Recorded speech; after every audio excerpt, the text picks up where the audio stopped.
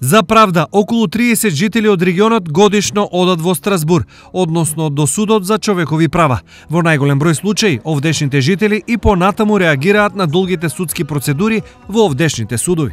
Во Делчево најчесто тужбите се однесуваат за ненавремено реагирање од страна на судските и управните органи на Република Македонија. Најголем број од тужбите се однесуваат за големиот временски период од поднесувањето на тужбата па се до завршувањето на постапките. Што освен ова е причина за жалба во Страсбур? Сега веќе скоро и да нема одредба од конвенцијата која што не е оспорена пред Европскиот суд за човековите права, најчесто поврзани со фер судење, со членот 6. Имаме во последните неколку години повеќе пресуди поврзани со мерката притвор и со слободата и безбедноста, правото на слобода и безбедност.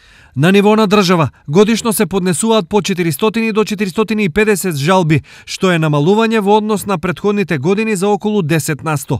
Ова, меѓу другото, е резултати на ниските оштети што се пресудуваат во Страсбур, а кои се движат во просек од 2 до 10.000 евра.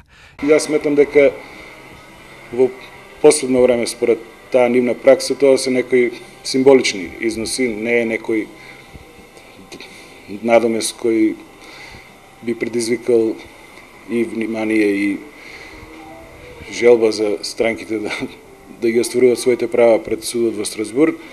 Сепак е некоја сатисфакција за голготата што ја имале пред нашите судски инстанции.